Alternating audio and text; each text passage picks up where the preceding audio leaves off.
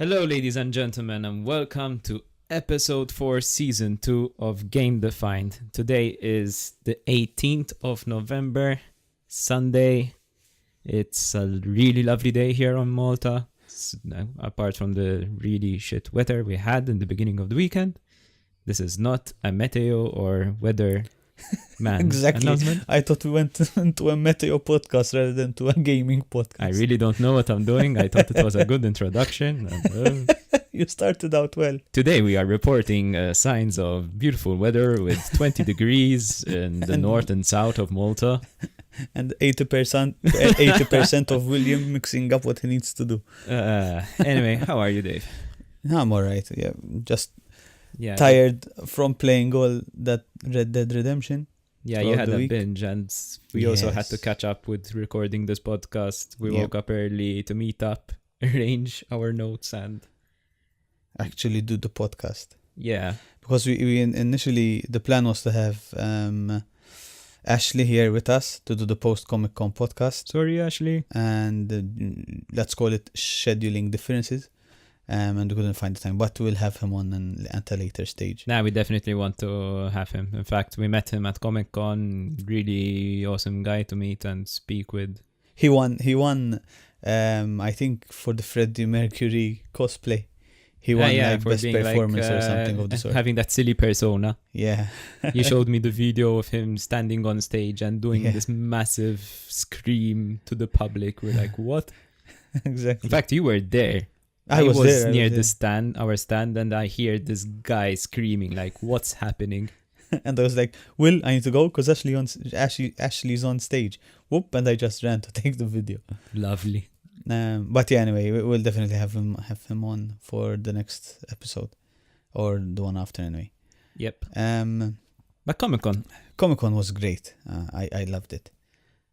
For those who didn't manage to come, we had a table, and we were exhibiting 3 games, which was Red Dead, Spider-Man, and Assassin's Creed. And people could play as much as they wanted. Initially, we also had the Nintendo Switch too. Yes, for the first day we had Nintendo Switch. We're right next to the Nintendo guys, nice bunch of guys. In fact, we got shout around outs to them for helping us out with setting up, because we had a Yep. Massive TV. Massive TV was also sponsored by MST Audiovisual. Thank you, MST Audiovisual. Yeah. And we were also doing the competition, which we will announce the winner later on the episode, thanks to Gamebreaker. Yep. Thanks a lot, Gamebreaker, who've helped us out for this. And we hope to work with them also in the future, maybe. Who knows? Exactly. So- But yeah, Comic-Con was great. I mean, from everything from we got to meet a lot of people. We increased our fan base quite a bit. Yep, so which is- thanks a lot, guys, for liking the page. Yeah, exactly. We hope you like our podcast. Which we would most probably call this the Comic-Con post-mortem. But anyway, Yeah. no, it was a great experience. We were very tired by the end of it. I mean, Ooh, and how Going into work on Monday was a struggle. It was such a it struggle. was. It really was. But no, it was great. We met a lot of people. We met some nice artists as well, who just popped Yeah, over. there were some artists. We were also having discussions with them about games, and there was one speaking to us about CD Projekt. Yeah, that was Thea or And yeah. Thea. Yeah. But yeah, no, it was a lot of fun. I got to meet a celebrity. I got to meet Mark Ryan. Yeah, Mark Ryan, the guy that does. I know him for Black Sails because I'm a big fan of. I think I he was a was big one fan of of the the series. main highlights of the event. But yeah, I was surprised. He's such a down to earth guy, very nice guy. He was there all weekend actually. I thought he was going to be there for a few hours, but he actually had a table and he was there all weekend. You know what we missed about Mark Ryan, actually? Yeah. Saturday evening, there was the karaoke party after Comic-Con. We didn't go, but apparently he was singing a lot. Really? He put a good show. And I would have loved to see that. But we were dead by the end of Saturday. I literally just came home, left everything in my car, came up for a shower and slept. In fact, I mean, it's true that getting back to work on Monday was a bitch and everything, but we all noticed this, that Sunday didn't feel as painful as Saturday was. No. And even I think people-wise, in a way that on Saturday we were much more busy as well. There were less people on Sunday. To make sure. Sorry? Yes, the times were different. It was a bit easier to do. Because on Saturday, I believe we woke up at 8 o'clock. Or I woke up at 7. I forgot, but we had to be there at 8 o'clock to set up for the first time. Yeah, and it started 1 hour earlier than Sunday. Exactly. So yeah, Sunday was easier. It was easier to set up. It was maybe a bit more difficult towards the end, but all in all, Saturday was much more busy than Sunday. There were much more people attending. Much more people attended Comic-Con on Saturday than they did on Sunday. Yep. And it surprised me how, I mean, it Comic-Con sort of catered to all different audiences. To everyone. Yeah, you got people who like to obviously had the cosplayers who wore costumes and all that, but then you had like not just normal families out on an outing, on their just with their pushchairs and everything, just going around seeing what there just is. Enjoying a good day. Exactly. So there was something for everyone. Like people's kids would come around, like they'd want to play something, or they're really into some art, or they beg their parents to buy them something from the shops, like the Funko Pops or comics or whatever. Or all the massive games from one of the game shops there. Yeah. It was good. It was a very good experience. I mean, we'll definitely be there next year. Please accept us Wicked Comics again. And very well done to all the organizers, everyone involved. It was very well organized. It was very. This year was a nice blast. experience. I think I preferred the MFCC Center in Ta'ali than previously when they did it in Valletta. Yeah. Because there were people, but it didn't feel claustrophobic. Yeah. Apparently that's what they're trying to do going forward, always with the MFCC, because they have to plan way beforehand. Yeah, they didn't do it there last year simply because it was fully booked. Because apparently the year before they did it at the MFCC. So then at first we were all thinking that it was the first time. Exactly. It wasn't. Apparently 2016 it was done there. 17 it was fully booked, so they did it in Valletta. And then 2018, this one, 2 weeks ago, they did it in MFCC again. But it was good. Surprising. We mentioned the 3 games that we had. We had Red Dead, Spider-Man, and Assassin's Creed. Assassin's Creed wasn't that popular.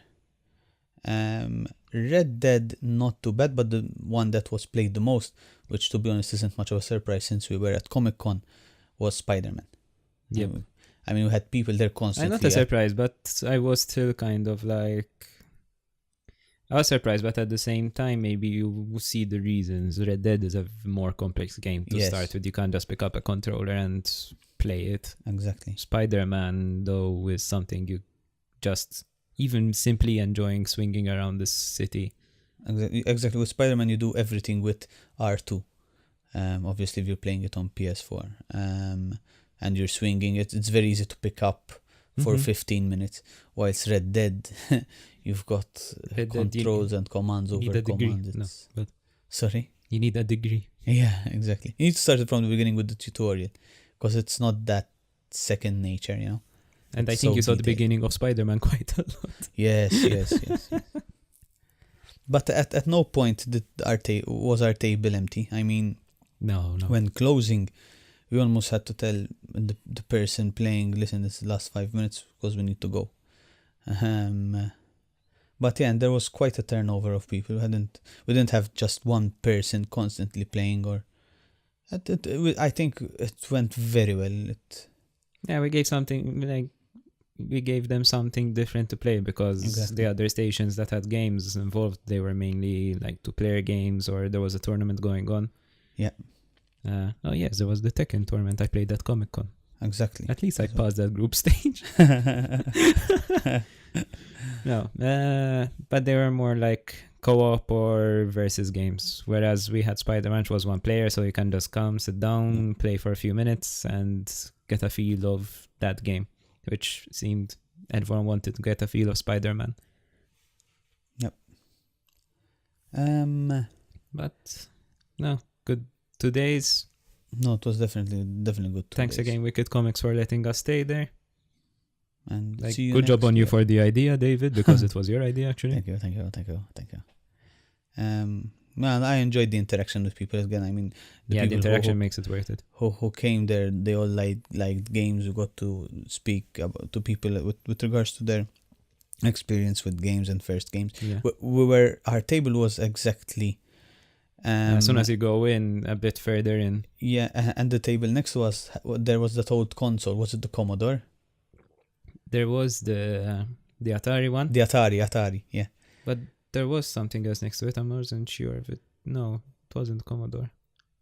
The one next to the Atari, I forgot. But yeah. But yeah, so we sort of got the people, we got people who are the same age as us. So yeah, no, it was good. It was very nice. Yeah, it was a mixture of people. I mean, you sort of also see the demographic of which sort of people play the PlayStation, and then when we had the Nintendo Switch, you see who mainly gets attracted by the Nintendo Switch. I mean, we all Exactly. play with Nintendo Switch, but then children were flocking for the Switch. Yes. Like, I want to play party, I want to play cards. And we also had people asking, "Do you have Fortnite?" No, we No. don't have Fortnite.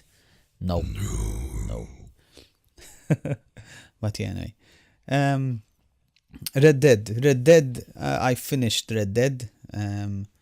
After like 2 weeks. After playing selling it your soul to the devil. every day, yeah. How much So- did you do? Like, okay, main story, but then the other stuff that you can find in the game. No, I did. I didn't just do the yellow markers with the main quests, story. yeah. I did do the others. That's why it took me 2 weeks to do rather than Wow. 5 days. Jesus.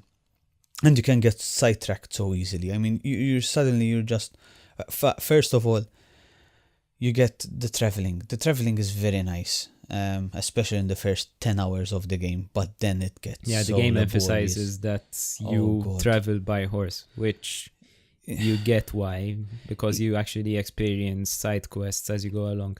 Exactly. But after an amount of hours playing, you just want to get back to the camp, and there's no fast travel for that. You don't, not even the coach that you use, because there is an element of fast travel between towns when you can go find the coach, and he'll take you to the next town. You get a bit of a cinematic, Yeah. But get to 30-second camp thing. because you want to pick up the next quest, or because you Yeah, want to pick up the next quest. Mm. I mean, there are certain missions which the character actually asks you, "Listen, are you coming with us back to camp, or do you want to stay there?" But it's so randomized that it should have been done much more often, especially when you have like 3 quests that you need to catch, that you need to start from the camp, and then so you start the quest, you travel like 10 minutes in one direction, do the thing, Yeah. and then you need to go get the next quest again from the camp. They should have just done fast travel through the map, just to the camp, even if It's it was tough. just to the camp. It's really tough because, I mean, there is fast travel, but you have to get it as an upgrade from Yeah, the camp itself. exactly. I think there was something else, I'm not sure, but no, there's the coaches, and there was at your base, there's an actual map, and you can fast travel to any of the towns okay. from your base, but you cannot travel back to your base, neither with coaches and neither with fast travel. All right. I mean, through the map. Yeah. Visually, the game is amazing, and you get these small details, like you need to take care of your of your guns. You have gun customization, horse customization, character outfit. Yeah, there's a lot of little customization. things here Yeah, and there in it is. one box. Yes. But for example, I had instances where my equipment was stored on me, and then for some strange reason, just before we start the mission, my ammo goes all back, my weapons go all back onto the horse, and then I would forget to take them off again. I mean, you're they're sort only. of- Why would he just put them back in? I think without every me time telling you finish a mission or a major mission, your weapon inventory on resets? Arthur resets exactly. It is. So you always have to select again Exactly. what you need to get out of the horse. and you like- can't sort of favor, because for example, my favorite loadout was, all right, you get the dual pistols, which are always on you, and then you get a repeater. And I got a repeater shotgun because I bought all the repeater all the weapons. carbine, the Yeah. shotgun, like the double-barreled one that you get Exactly. from that hut in the beginning. Exactly. And my favorite was the repeater shotgun and the actual Smith & Wesson repeater, something like that. All right. And there's no sort of...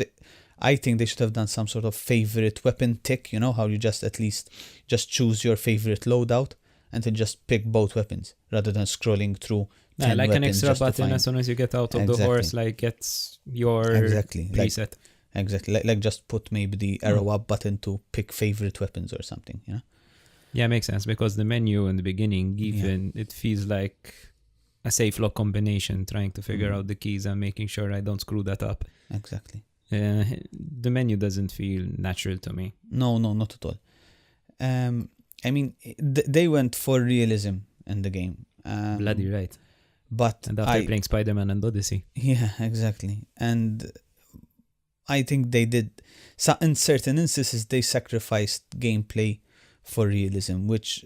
In what sense? Gameplay? No, What was for sacrifice, you example, so fine, realism, you can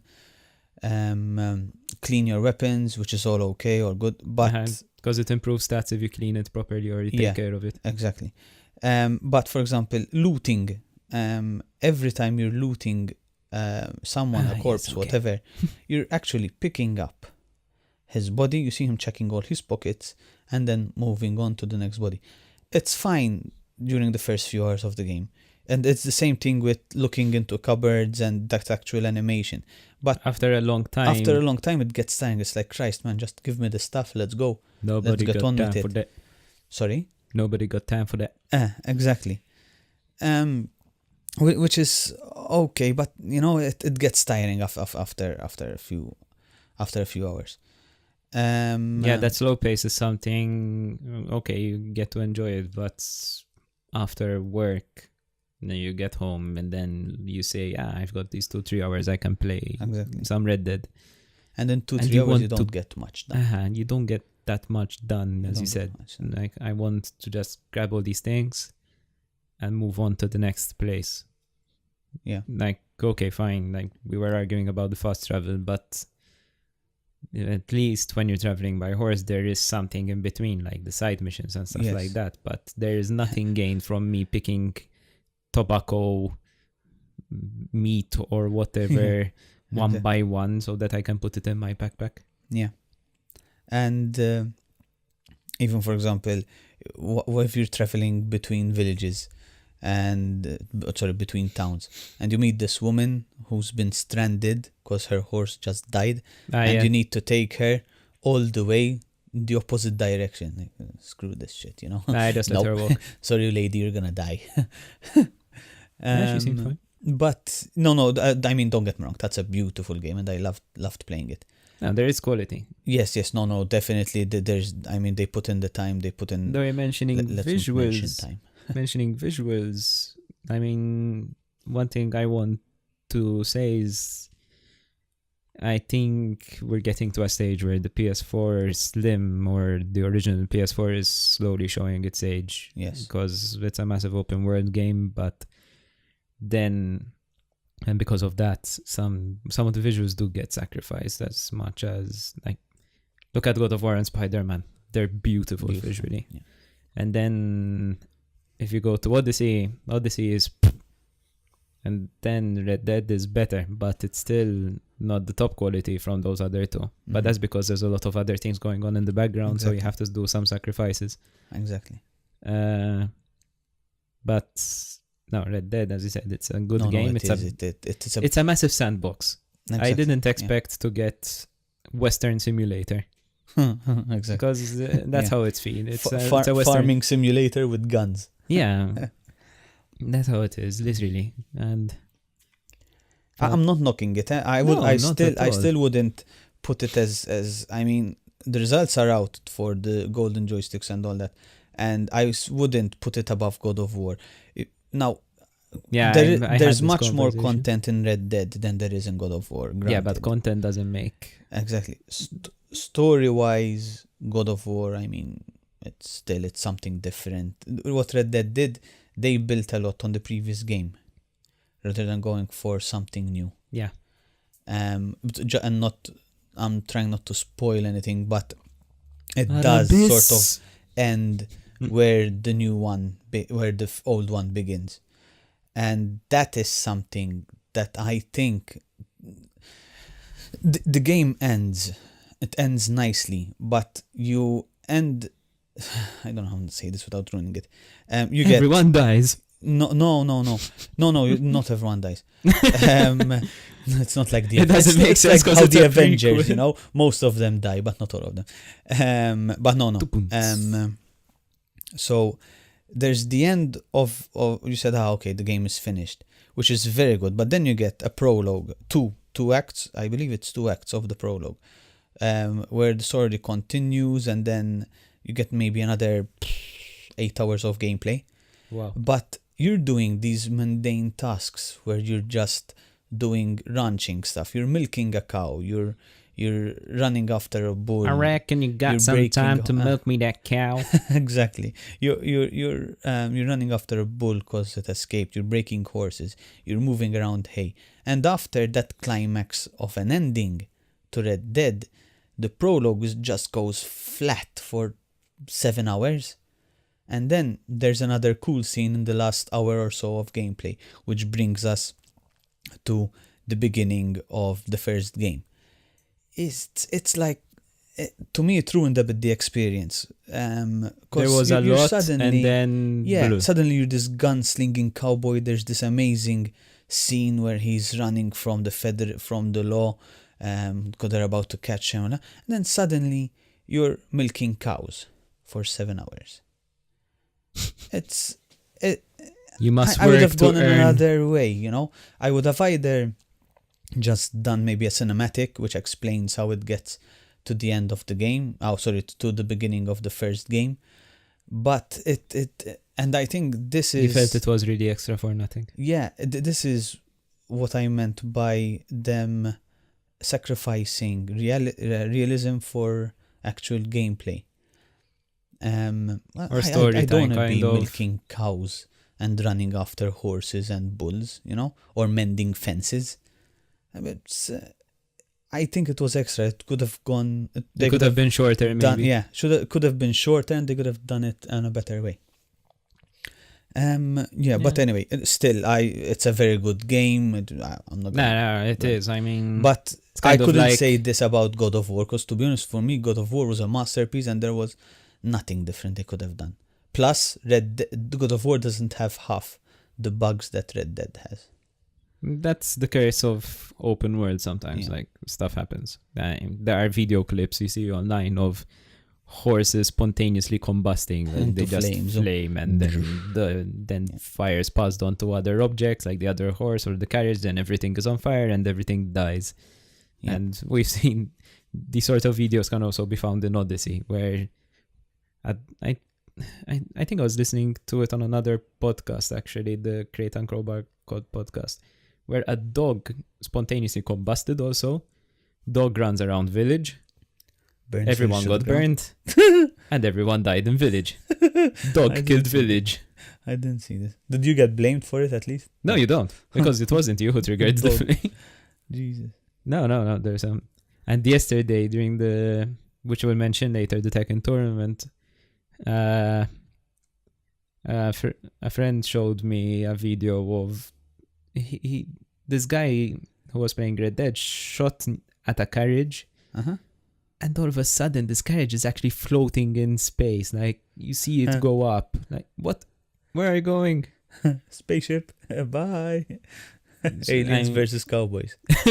Or cowboys versus aliens, anyway. There are those quirks, but that's the curse of open world. It's so big, you can't kill everything off in your code. Yeah. But Red Dead, I mean, I didn't finish it. I'm still way off. I was distracted by two things, Tekken and Warframe, which I'll also be mentioning later. But it's, I don't know if I want to say the phrase in my head that I have. It's my favorite GTA. Yes, it is. I mean, it's Rockstar, but yeah. GTA feels like a GTA certain forced pop for culture. cowboys. Sorry? GTA sometimes, I guess I didn't play GTA 5, so I can't really judge. No, I did. And that's why I'm saying it is the cowboy version of GTA. That's how I was explaining it to everyone at Comic-Con. It's like Modern City. What is modern based on the eyes of Rockstar? Shit, fuck, bitch, motherfucker. And Well, there wasn't that much bad language in it, to be honest. And funnily enough, GTA there's no 5 sex in it either. GTA 5? Nah, sorry, not GTA 5. No, I'm saying for GTA 5, all the okay, swearing and sex and stuff. Yeah, definitely. No, yeah, that's what okay. I mean. No, then Red Dead is kind of like, yes, you're an outlaw, or you do robbery and stuff like that, but it's a nice style. Yeah. In fact, that was one thing that I was being intrigued with characters of Red Dead. They're polite people, they can be good people, but their life is robbing people for money. The idea that they have in the beginning is sort of they're fighting modernization, they're fighting civilization, which to them is sort of being a slave to the government. Yeah, it's like they want to have that sort of they want to be free. Breakthrough. Yeah. So they can build their own village and that. Exactly. And make their own laws because they have their own code and all that. Yep. The idea is cool. It does get convoluted at the end, really. I'm imagining that certain plot twists happen afterwards. Definitely. There's something in between that we don't know about. And probably people know about after playing Red Dead 1. Exactly, yeah. Or you connect dots. Yeah. But yeah, and we're mentioning a lot of God of War. We can mention the Golden Joystick. It is the season of the Game of the Years. Yes. Some people are starting to come up with their own voting systems now, like GameSpot and stuff like that are going to start asking for your opinion of games. And the first one has already triggered, which is the Golden Joystick Awards. Yes. One of the big ones of the year. And there's a massive list of what won. Yeah. But one game also took majority of awards. Which is God of War. Yep, God of War won a lot. God of War, in fact, took best story, visual design, best story, best visual design, story, best audio. No, visual audio, yeah. Yeah, audio, and Then PlayStation Game of the Year. Agreed 100%. No, I'm up for that, definitely. I've always said, I mean, as I said before, Red Dead is a good game, but I wouldn't put it past God of War. Funnily enough, Spider-Man isn't mentioned once. It got 0 awards. Yeah, 0. pretty. 0. I mean, it was tough competition this year. Even though it sold more and made more money than God of War. Yeah, just... Which goes to show that the only reason that happened because it catered to a bigger demographic. A more younger audience. Do you want to give your 12-year-old kid Spider-Man or God of War? Yeah. Bored. everyone dying, and then Spider-Man's like, I need to save you. Unfortunately, Fortnite was also mentioned as best competitive game. And disappointed with you, humanity. Why did you go voting for Fortnite to be the winner? Yeah. Please, why tell It me? is a popular game, and as I said, most people, there's children play it the most. But I mean, there's a discussion that probably it's because Red Dead never showed up on PC, so there isn't that majority. In fact, Red Dead won the Critics' Choice Award, and that's what they're saying, that it didn't do as well as God of War. Mind you, God of War wasn't on PC either, no? No, God of War wasn't on PC, but still isn't voted as Game of the Year. Yeah, still Fortnite. Exactly. Fortnite was voted as Game of the Year, and most people are saying that that's because Red Dead wasn't on PC. I mean, it's a voter's choice, so majority wins. Yeah. Happy to see that the best performer was Brian Dechart, I don't know how to say, as Connor from Detroit, which is cool. I would have pegged Detroit also to be a close second to best storytelling, because it had a very, very nice story. And so did Red Dead, to be honest. But yeah. Yeah, best co-op Monster Hunter World, which is nice to see. Yeah. It's a nice game to play with friends. Yep. Santa Monica Studio took the Yep. Studio of the Year. God of War. Yeah, obviously. Indie game Dead Cells, which I do agree. Dead Cells is a really fun game if you're into roguelike games. It's so silky smooth, and the mechanics is brilliant, and it's not as pain in the ass. So if you find Dead Cells at a good price, go for it. It's also on Switch. It's good to have with you in your pocket, or in your bag, actually. A Switch doesn't fit in your pocket. No. Yeah. Still playing awards. Depends World of how Tanks. big your pocket is. You know what they say about big pockets? You have big What? jeans. You have big what? You have big jeans. No, it's just terrible. Just jeans. continue. Awkward silence. Still playing World of Tanks. Yeah. I was playing World of Warships, which I didn't play World of Tanks, to be honest. I just played it I for a think bit. this used to have like League of Legends as on top once upon a time. Yeah. But mobile, best mobile game, funnily enough. Players Unknown Battleground. oh my god. Why? PUBG. I don't know. At least it's not Fortnite. Yeah. So Xbox, Forza Horizon 4. I've heard so many course. good things about Forza Horizon that I still need to find some time to try that game out. I heard, you know what was used to be missing about racing games, that they weren't being arcade enough and like delicious at the same time. Uh-huh. And Forza Horizon 4 hits that spot apparently. Okay. It's the joy of playing with these cars, racing, and you can just get into it. You don't have to learn, and you don't have to learn how to drive a car, kind of. You can just get into it easy. And it's beautiful in terms of visuals. That's one of those games I need to play when there are no games to play. Yes. Stop making games, everyone. Just stop. Cyberpunk, most wanted game. Yep. Nintendo Game of the Year, Octopath Traveler. I need to try that, but that's also on a very long JRPG.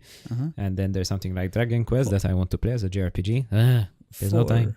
For most wanted games, I would have thought Last of Us would have been up there as well.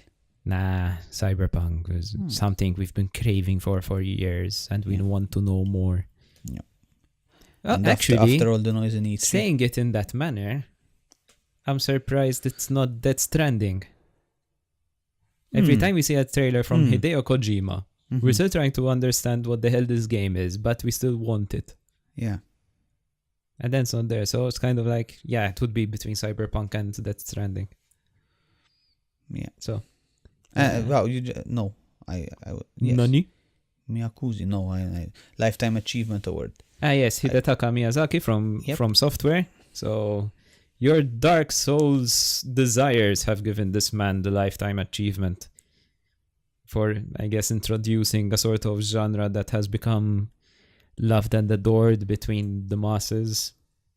And now it spans through different games, and it's not just Dark Souls. And even in terms of discussing games, how they feel and stuff like that, we're always comparing it to Dark Souls now.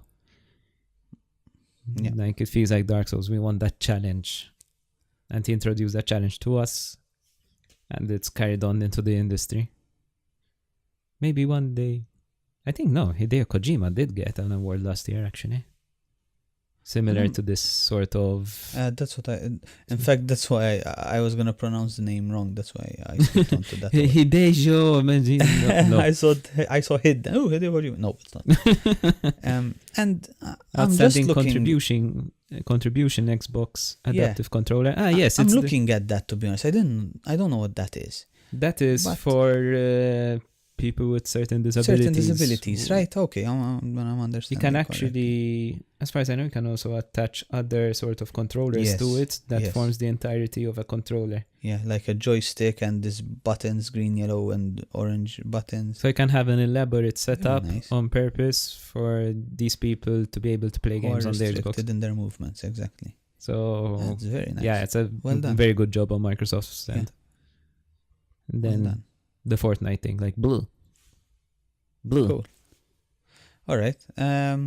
You wanna go for the Comic-Con winner. I'm gonna announce the winner of the raffle. Ah, yes. So, So finally, as people have been waiting, because we've been 2 getting weeks. messages about when are you going to announce, so sorry for the delay, but we did say it was 1 or 2 weeks since Comic-Con, and it's 2 weeks. And as you said, thanks to Gamebreaker, we're giving a voucher for a free game of any platform choice, PC, PS4, Switch, and then yeah, is that anything that you want. And PS4 as well. You didn't mention PS4? What's a PS4? And anyway, and the winner for this raffle. Wait. What? Let's say that The suspense. We did the raffle 5 times. Yeah, actually, so the raffle is we got all your names. One of the conditions was also you had to be on our Facebook page. Yes. We randomized this list many a time to pick the winner. And People's names were coming up, but they were not Like on the the Facebook page. So So, sorry, you're lost lost. your chance. But William, do the honors, cause the winner. Well, let's try and do this. The winner, like of expected, the raffle of the raffle of Comic-Con 10th anniversary 2018 game defined raffle winner is Maya Kuchardi. we met her at Comic-Con. She's a nice girl. She's into gaming a lot. Funnily enough, We say picking on her. I pick Yeah. on her because she's the face of one of Quickfire's LAN events to show Yeah. off some diversity. Yeah. But no, it was cool speaking with her over there. Plays a lot of CSGO also. But she's unfortunately, a big she PC cannot. gamer. She cannot take the voucher for, she can't exchange the voucher for Steam credit or something, anything of the sort. You can use the voucher to become good in CSGO. Yeah. I'm just being terrible. But yeah, anyway, congratulations, Maya. We'll get in contact with you. Yes. Also, if you're listening to the podcast, send us a message and we'll see how to get you that voucher. What else? What else did we have planned? Yeah, so That was, again, thanks for everyone Tekken. signing up, to be honest, Yeah, before we definitely. go to the next segment. We'll try and do more of these. So if you haven't Yeah, we won, want to, like, the don't- more love we get, the more support we will give back. yes, So you scratch our back, we scratch yours. yes, the Mm. more stuff we can give away. Yes. So as the Maltese say, don't cut your heart. Tatasha. My heart, my soul. Ah, yes, Tatasha. Now I get it. Yeah, Tekken. You went to the Tekken event yesterday. So as I said, I was distracted by 2 games, Tekken and Warframe.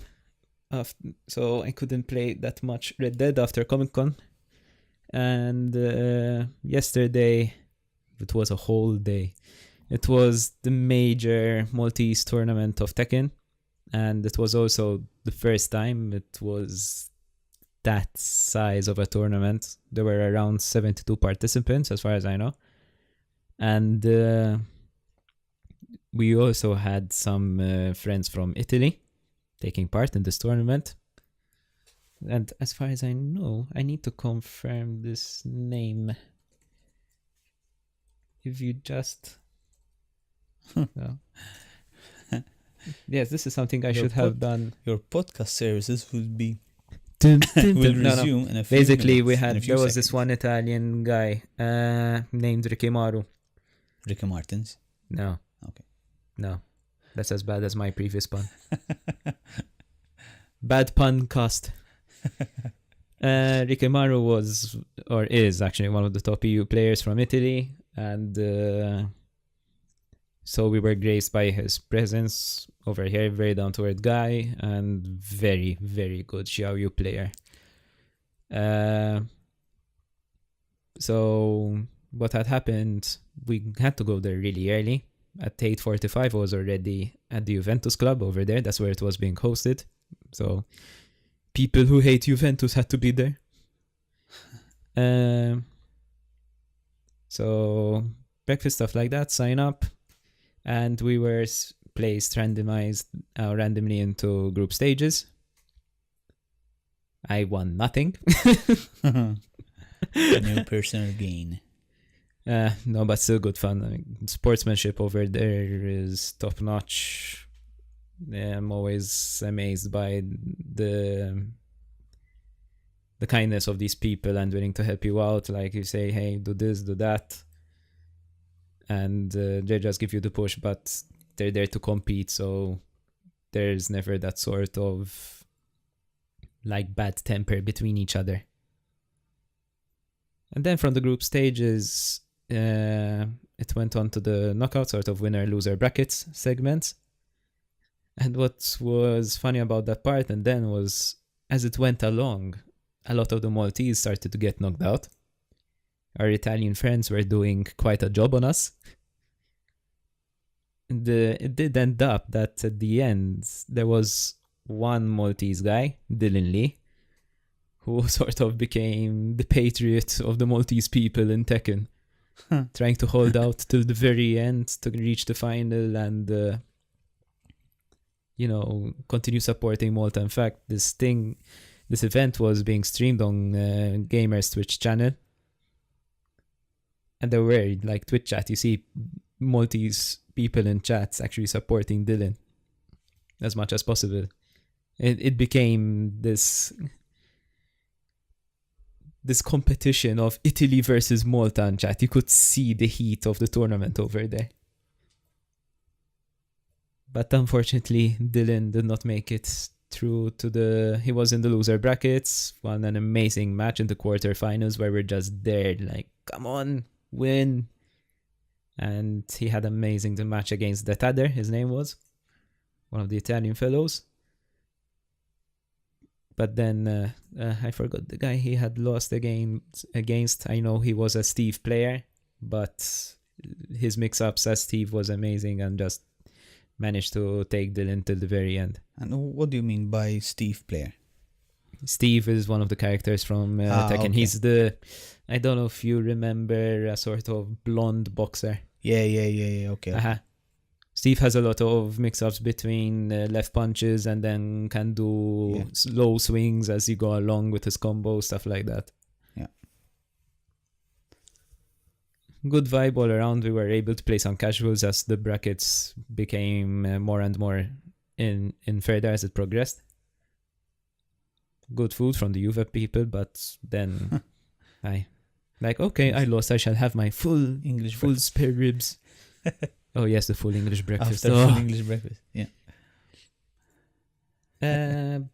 But cool. The whole organization was amazing, top quality. The first time from the guys from Visionary Iron Team, who are some of the people from the Tekken City Malta group.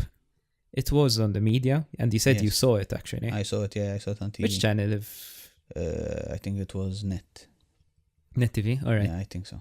I'm not sure if it was Net. Yeah, I think the event was meant to be up on 3 media channels. I'm not sure. I would imagine so.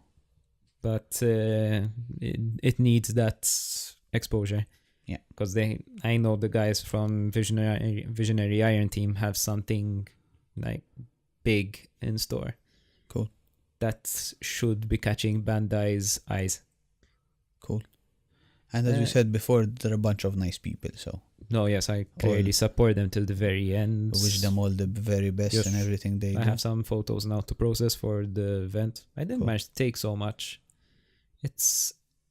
If I had to say one thing about the event, but for me as a photographer, or trying to be a photographer, was there were so many people in this place that trying to get a photo was really tough.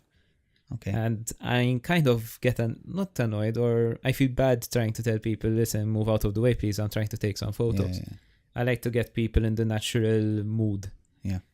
Because once I try to set up the photo, it's like when you go to an event and then you see this camera on you, and once you notice the event, you sort of stiffen up. Or exactly. I need to look good. Exactly. Yeah, I get that. Yeah, I hate that sort of reaction. So I try to be as unintrusive as possible. Yeah. And it was a bit tough to be there. It did calm down as time went by. People would get knocked out. They don't have a reason to stay on sometimes, or they feel they have to go somewhere else anyway. But they could have stayed for the spectator. but it did calm down, so there was space. Maybe Cool. if they want to aim for a bigger event, they might actually have to start considering an even Bigger bigger venue. venue. Yeah. The Juve place is nice. It's like a really clean place. There's ample space to set up the televisions. In fact, mentioning the televisions, the setup was very tournament top quality in the sense when you go abroad, you have that setup where it was one PlayStation, 2 monitors with an HDMI splitter, Okay. and people are playing opposite each other. They're covered by the TV screen, so you can't Okay. see the guy next to you. You can't see his inputs, anything. Okay. Last year it wasn't like that. Last year the case was that you have a television, you're next to each other, and you play. Yeah. So you feel the distraction, or you try to see what he's doing, what he's gonna do. Yeah. I mean, top players wouldn't be noticing what the other guy is doing. They're more focused on actually looking game. at the screen. Yeah. But it's a different feeling when you don't see your opponent. You're just looking at the screen, and that is your one main focus. Yeah. And it was we had the commentators also on Gamer's Twitch channel. Good job. I have to tell them good job. The Don and Kree were their nicknames. They had survived 12 hours of non-stop commentating. Yeah. That's insane. Then I gave them that suggestion also, but it was considered. I told them maybe if you had other commentators, you could have set up a roster maybe. Exactly.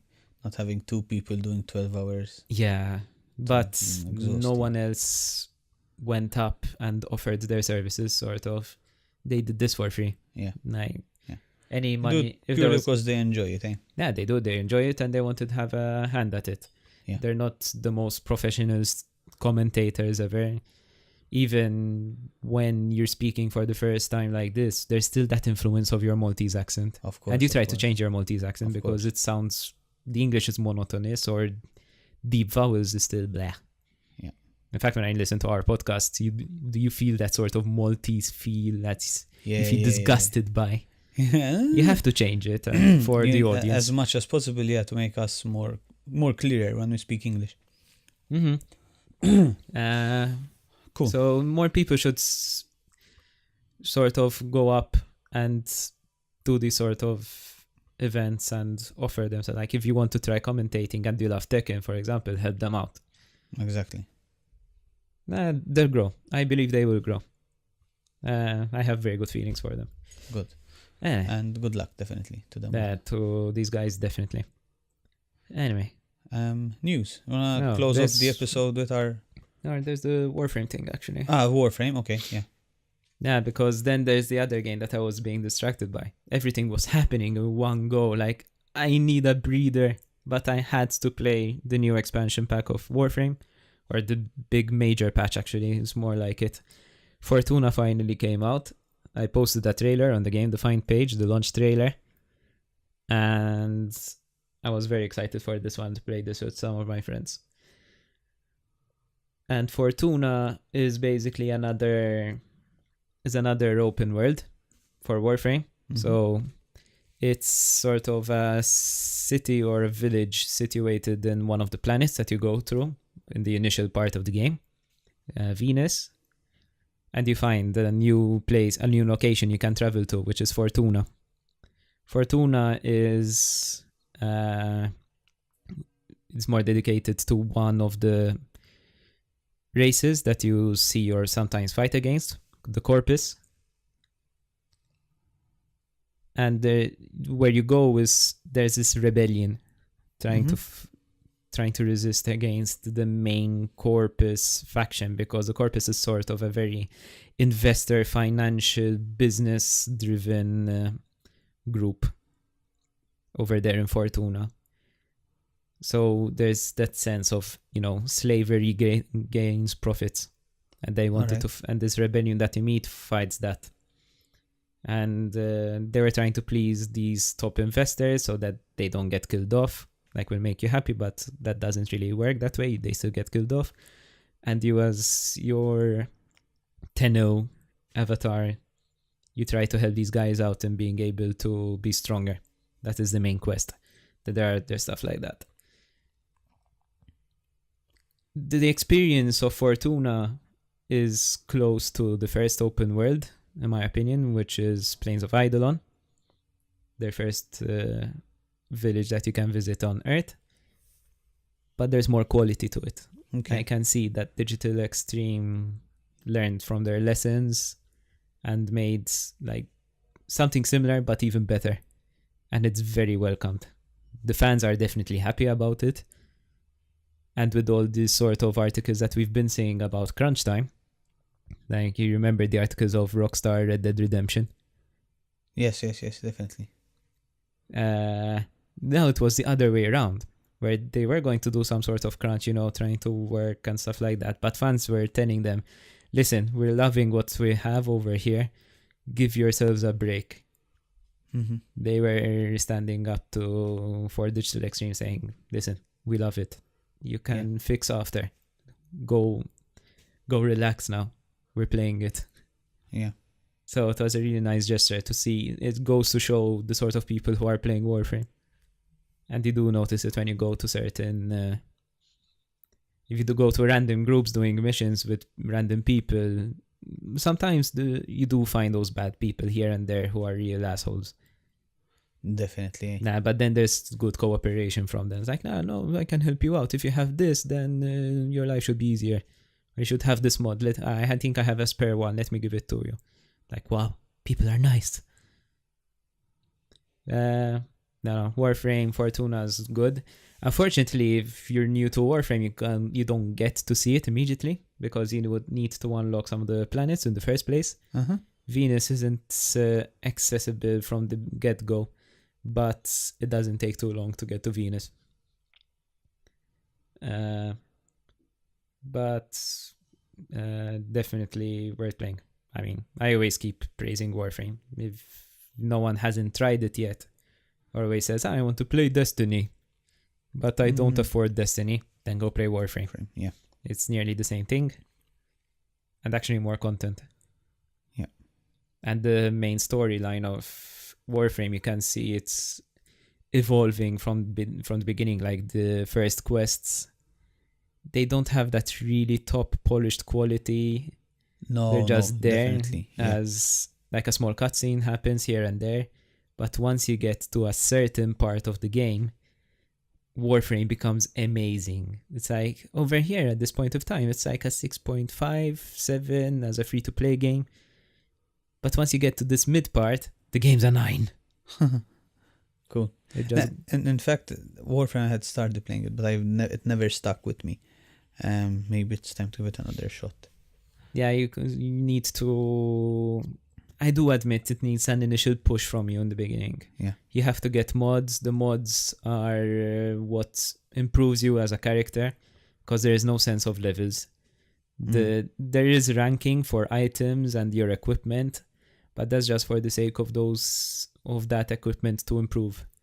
So it's very number based. It's number crunching. Mm-hmm.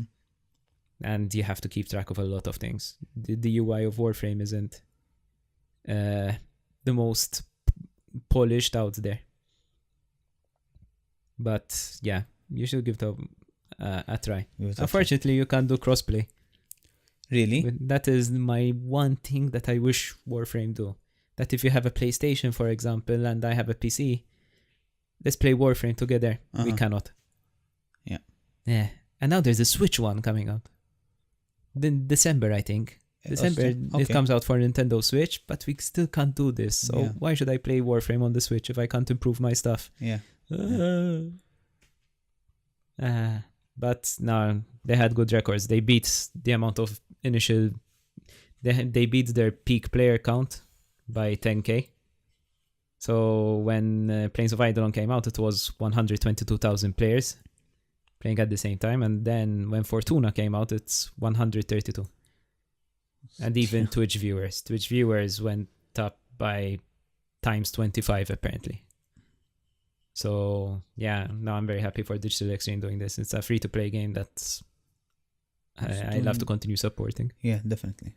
Definitely. But yeah, that's what I ended up doing instead of Red Dead. I don't regret it. Anyway, some news. Yeah.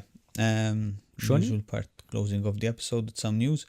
Yeah, you told me that Sony are skipping the next E3. Yep. So 2019, we're not seeing Sony anymore. So is it a sign of they're working on a PS5? Or is it a sign of maybe the culture of E3 is changing? As the games industry evolves, E3 isn't the same as it was before. Yeah. E3 was used as sort of that games industry media thing where people who are making games go there, they promote their game. You have the journalists who go there, look at your game, talk about it, and spread the word. Nowadays, it's easier to show off your game. Marketing is easy. Yeah. Now you can stream if you have a Your own name Twitch for yourself. account. Yeah, exactly. With Twitch, if you have a name for yourself, everyone's gonna watch you on Twitch. There's the PlayStation experience, for example, similar to what Nintendo have as the Nintendo Direct, a show dedicated to announcing games, updates about the console. Do you need E3 to do that? Nope. Not really. What you can do Not is you really. keep the date, Mhm. because you and I know that usually when E3 happens, we're expecting big announcements. Exactly. But from our E3 stream, people got the gist that we were sort of okay. But for Sony, it's like, Yeah. We didn't- I mean, Sony, to be honest, was that's what we had said during the E3. Was the least. It was the least conference that yeah, Right. Microsoft was more big news for exactly me. With Microsoft sort of dominated E3. Yeah. So the new acquisition of game studios. yeah. In fact, it's now confirmed that they have Obsidian, for example, now for RPGs. That was the big move. Sony is just doing well, Exactly. but they don't need E3 to saying we're doing well. And that might have been the cause for them to just skip the next E3, you know. Yep. Like the last E3 wasn't. It was a bit. You know, it was mainly it was only Last of Us, you know. But there was nothing else big. So they might have realized and said, listen, if we're not gonna have any major announcements or anything, it's not worth doing. It's better not going rather than half-assing a conference, you know. But Yep. yeah. Next news. Nintendo doesn't seem to like Yes. people. ROMs, eh? Yeah, people downloading ROMs, regardless of how old they are. Yeah. Now, usually I'm kind of like supporting abandonware. It's not easy to still play Nintendo or Super Nintendo games, for example. But they're not happy with that. They went after some popular websites, such as LoveRoms, where they went against these people and they ended up with a fine of up to 12 million. Apparently damages. I don't know damages because apparently people are still playing Nintendo games on Exactly. their stuff. So People can't like to really make the say collection. damage. Yeah. Yeah, if you want to play a certain game, you have to pay a ton of money on eBay, for example, because it would be so popular or it's such a rare game in quantity. It's not that easy. And then you get something like the PlayStation Classic now, which I think I'm going to cancel my order because I'm starting to see it as a disappointment. Slowly. Like 20 games. Okay. Can I get more? No. These aren't as the games that made the PlayStation 1. And there was somewhere saying that there's no mention yet for any Nintendo 64 Mini, for example, coming out soon. So I think it's just the milking of nostalgia. Yeah. That was for this approach. But Nintendo Japan are known for Telephone. No worries. Go for it. telephone. Sorry about that. Anyway, we know that Nintendo Japan sort of is aggressive in a way. Like people, they're taking down videos on YouTube, for example, and then they do this. They're not as open as the Western version of Nintendo. Yeah. Anyway, moving on to the next one, the Battlefield one. You want to mention? The Battlefield one, yeah, this week, Battlefield is out. So we'll definitely be playing that one. Will is gonna be buying the PC version. I'm gonna be playing the PS4 version, simply because we've done that. We've always played it that way, and Yeah, it would be more good of a PC to player for have, FPS. Yeah, it would be good to have views on the same game just from different platforms. Yep, and because of Battlefield, I might ask someone to drop in for the next podcast. Yeah. I'll give him an invitation. We'll try. You know who you are. But yeah, excited about this week. This week's Battlefield week. We'll see. I mean, something I liked so far is that when the trailer came out, everyone was, oh, it's gonna be shit, prosthetics, women, so everyone was judging the game by the trailer, which to me is the equivalent of judging a book by its cover, which obviously you should never do. That's the conversation we were having with Pozamit on Facebook. With Cubby, yeah. I mean, they did botch their marketing in a way. Yeah. But so they had people had early access if you got this special edition. What I forgot the exact name of the edition, but people are already playing it. Yeah, deluxe, I think. Yeah, the deluxe edition. But if you're like me and Will and you're just gonna buy the usual normal version, I believe it comes out next week. I'm trying to put a date on it. I'm not sure if it's the 19th or the 20th. I'm not sure. 20th, something like that. The 20th. I'm not sure if it's Thursday or Friday. So yeah. And since people are already playing it, there's a lot of very positive feedback about it. Apparently it's a very beautiful game. So yeah, we'll see how that goes. Excited about that. Yeah, it's it's a slow-paced, massive game. World War, very similar. World War II. Yeah, I think it's similar it's to the 1942. It's the first. Game, I think. Is it the first World War II Battlefield game? I think so, right? No, there's. I think so. I don't believe they've done other Battlefield World War II games. Yes, Battlefield 1942. Okay, yeah, the very first one. In fact, I was trying to confirm, it's a shame for me not knowing the years. I'm sorry. But yeah, 1942 was World War II. Yep. And then you had Vietnam, and then there was the modernized Battlefield 2. Yeah. And the other news there is that Battlefield 1 players... Yeah, that was a nice show. Actually, in tribute to show the end. Last week there was Armistice Day, the Treaty of World War One. Yeah, it was all on the 11th day of the 11th month at the 11th hour. World War One had come to an end, and as a tribute for this, multiplayer gamers who were playing Battlefield 1 just stopped firing for a minute. It's cool. It's a very nice gesture, you know. But yeah, I think that concludes our 4th episode of season 2. Yes. So hope you enjoyed it. As usual, follow us on Instagram. Sorry, yeah, we're on Instagram, but mostly don't follow us on Instagram and Facebook. We're working, and purely because most of the people we talked to Comic-Con asked us if we're on Spotify. We're working to get that up. Oh, yes. We're going to try and be on Spotify to make things easier. But yeah, give us a like, give us a share, feedback, whatever you like. Congratulations again to Maya for winning the free game from Gamebreaker. And yeah. Yep, and now... Goodbye. See you later and have a good Sunday. Or good day whenever you're actually hearing this. Cheers and bye-bye. Bye.